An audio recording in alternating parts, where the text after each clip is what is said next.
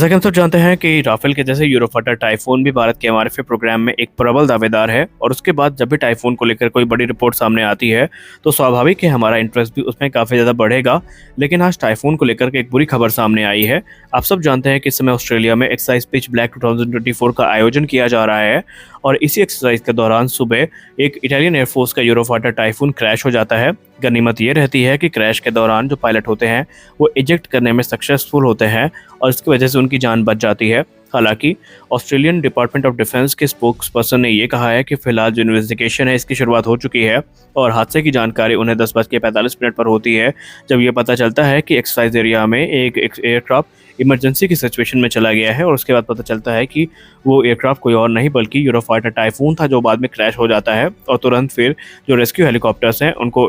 जो accident area है वहाँ पर भेजा जाता है और उस दिन की सभी कार्रवाई जो शेड्यूल की गई थी उन्हें स्थगित कर दिया जाता है। आपको बता दें कि एक्सरसाइज पिच ब्लैक एक बड़ी एक्सरसाइज है जो कि जुलाई 12 से लेकर अगस्त 2 के बीच में चलती है और इस दौरान इसमें आपको 140 एयरक्राफ्ट और 4000 पर्सनल 20 अलग अलग देशों के देखने को मिलेंगे। ये पहली बार था जब इटली ने 19 देशों के साथ एक्सरसाइज को ज्वाइन करने का फैसला किया था और उनका जो एयरक्राफ्ट है वो क्रैश हो जाता है। अब यहाँ पर आपको बताते चलें कि इस दौरान अभी जो इन्वेस्टिगेशन है वो चल रही है और जो फाइनल रीज़न है टाइफून क्रैश के वो अभी तक सामने नहीं आए हैं, लेकिन माना जा रहा है कि शीघ्र अतिशीघ्र इसमें जो कार्य है वो पूरा हो जाएगा। हमारी अगली बड़ी update defence research and development organisation को लेकर आ रही है। दोस्तों, मिसाइल टेक्नोलॉजी में डीआरडीओ किस रफ्तार से आगे बढ़ रही है हम सब अच्छे से जानते हैं और आज डीआरडीओ के द्वारा एक बड़ी खुशखबरी सामने रखी गई है। आज यानी 24 जुलाई 2024 को डीआरडीओ की तरफ से कंफर्म कर दिया गया है कि उनके द्वारा फेज 2 का जो बैलिस्टिक मिसाइल डिफेंस सिस्टम है इसको सक्सेसफुली फ्लाइट टेस्ट किया गया है और इस दौरान जो टारगेट था उसको एकदम हाईएस्ट एक्यूरेसी के साथ हिट किया गया है। रक्षा मंत्री श्री राजनाथ सिंह जी ने इस कार्य के लिए defence research and development organisation को कांग्रेचुलेट किया है। इसके अलावा यहाँ पर आपको बताते चलें कि जो बैलिस्टिक हमारा मिसाइल डिफेंस सिस्टम है ये आने वाले भविष्य में भारत के लिए काफ़ी महत्वपूर्ण होगा क्योंकि इसने भारत की बैलिस्टिक मिसाइल डिफेंस कैपेबिलिटी को प्रदर्शित किया है और ये जो टेस्ट था ये फेज़ 2 का था। रिपोर्ट्स में ये कहा जा रहा है कि इस टेस्ट के दौरान संभावित है कि जो पृथ्वी मिसाइल है या पृथ्वी 2 मिसाइल है इसे एज ए टारगेट इस्तेमाल किया गया हो। हालांकि कंफर्म रिपोर्ट तो सामने नहीं आई है, लेकिन रिपोर्ट्स में इसी तरफ इशारा किया गया है कि जो टारगेट था ये एक मॉडिफाइड पृथ्वी 2 मिसाइल थी,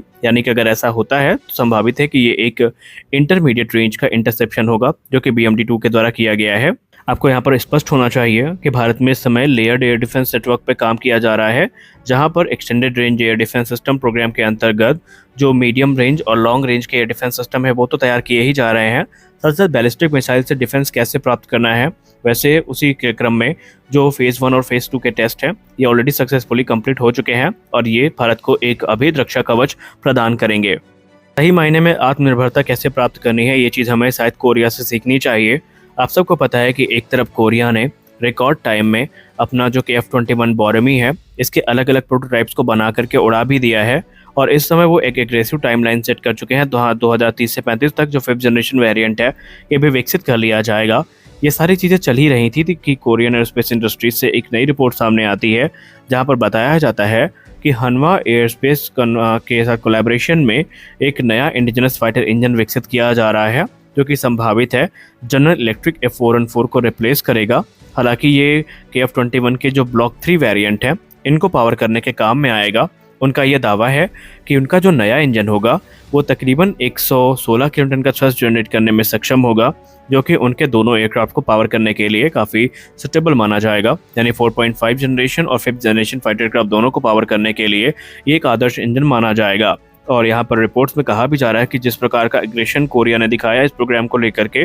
वो तय किए गए समय सीमा के अंतर्गत इसे पूरा भी कर लेंगे। आपको बताते चलें कि भारत की अगर हम बात करें तो भारत में भी जेट इंजन डेवलपमेंट प्रोग्राम की शुरुआत करी गई है, जहाँ पर हमें बेसिकली जो कावेरी इंजन प्रोग्राम है ये देखने को मिल रहा है। इसके अलावा भारत अपनी इनिशियल ज़रूरतों को पूरा करने के लिए F414 का लोकल प्रोडक्शन भी करेगा, जहाँ पर 80% TOT भारत को दी जाएगी। लेकिन अगर हम पूरी तरीके से इंडिजिनस इंजन की बात करें तो 2 प्रोग्राम है जो इस समय आकर्षण का केंद्र है। पहला कावेरी इंजन प्रोग्राम होगा जिसको लेकर ये हम मान रहे हैं कि जो तेजस में इंटीग्रेशन है वो अतिशीघ्र शुरू होगा और टेस्टिंग के आधार पर कावेरी 2.0 का निर्माण किया जाएगा जो कि तकरीबन 90 किलोटन का थ्रस्ट जनरेट करेगा। लेकिन इसमें 1 दशक का समय लगने वाला है क्योंकि चीज़ों को वैलिडेट होने और प्रोडक्शन स्टैंडर्ड को प्राप्त करने में जाहिर सी बात है कि इतना समय लग सकता है। तो वहीं दूसरा जो इंजन होने वाला है इस प्रोग्राम में, वो एमका मार्क 2 को ध्यान में रख करके बनाया जाएगा और वो क्रमशः 116 से 120 किलोमीटर का थ्रस्ट जनरेट करेगा। और वो जो इंजन होगा, इसे मुख्य तौर पर भारत एक कोलैबोरेशन को फॉर्म करके बनाएगा।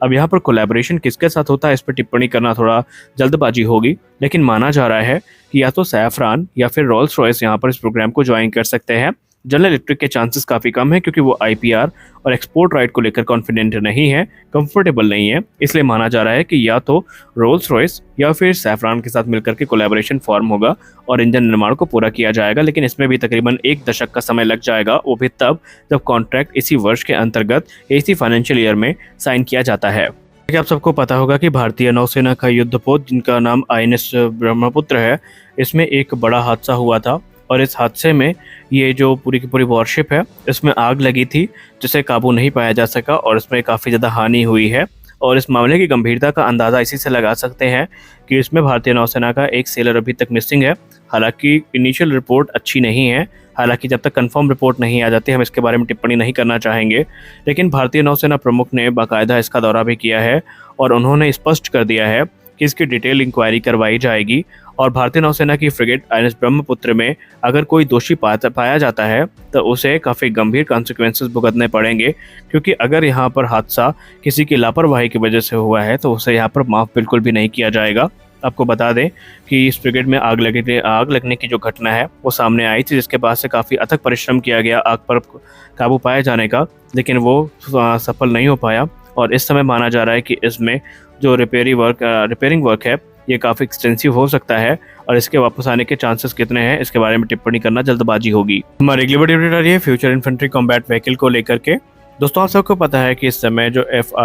FICV प्रोग्राम है इसको लेकर भारतीय थल सेना काफ़ी गंभीर है और भारतीय थल सेना अगले वर्ष के शुरुआत में या इस वर्ष के अंत तक जो 1750 की संख्या में फ्यूचर इन्फेंट्री कॉम्बैट व्हीकल की खरीद है इसको लेकर के रिक्वेस्ट फॉर प्रपोजल को इशू कर सकते हैं। और ये रिक्वेस्ट फॉर प्रपोजल उस रिक्वेस्ट फॉर इन्फॉर्मेशन को फॉलो करेगा जो कि जून 2021 में भारतीय थल सेना के द्वारा इशू किया गया था, जहां पर वो स्वदेशी तौर पर डिज़ाइन और डेवलप की गई जो फ्यूचर इन्फेंट्री कॉम्बैट व्हीकल है इसकी खरीद के लिए इच्छुक हैं। FICV प्रोग्राम की बात करें तो ऑलरेडी डिफेंस एक्विजिशन काउंसिल ने 2023 में इसे अप्रूव कर दिया था और ये जो फ्यूचर इन्फेंट्री कॉम्बैट व्हीकल होंगी ये सोवियत इरा की BMP-1 और BMP-2 इन्फेंट्री कॉम्बैट व्हीकल को रिप्लेस करने का काम करेंगी, जो कि काफ़ी पुरानी हो गई हैं और भारतीय थल सेना अब मॉडर्न वॉरफेयर के हिसाब से खुद को अपग्रेड कर रही है। और ये फ्यूचर इन्फेंट्री कॉम्बैट व्हीकल भारतीय थल सेना को एक बड़ा बूस्ट प्रदान करेंगी। माना जा रहा है कि जो FICV है इसे इस वर्ष के अंत तक या अगले वर्ष की शुरुआत में रोल आउट भी कर दिया जाएगा।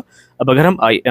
RFI की बात करें तो RFI टेंडर में कुछ की फीचर्स को हाईलाइट किया गया था, जिसमें एम्फीबियस ऑपरेशन की कैपेबिलिटी होनी चाहिए, फायर पावर इसका अच्छा होना चाहिए, जहां पर मैन टरेट होनी चाहिए और फ्यूचर कॉम्बैट सिस्टम को ध्यान में रख करके जो fire and forget anti tank guided missile है वो भी यहाँ पर होनी चाहिए। इसके अलावा ऑटोमेटिक जो वेपनरी है ये यहाँ पर होनी चाहिए, जिसमें 30 mm की जो टरेट गन है वो होनी चाहिए, कोएक्सियल मशीन गन होनी चाहिए और इसके अलावा 12.7 mm की जो एंटी एयरक्राफ्ट गन है वो भी हमें देखने को मिल सकती है। इसमें एक्टिव प्रोटेक्शन सिस्टम देखने को मिलेगा और दूसरी जो एडवांस कैपेबिलिटीज़ हैं वो हमें यहाँ पर देखने को मिलने वाली हैं। तो आज के इस वीडियो में बस इतना ही, मिलते हैं अगले वीडियो में कुछ अपडेट्स के साथ। तब तक के लिए जय हिंद।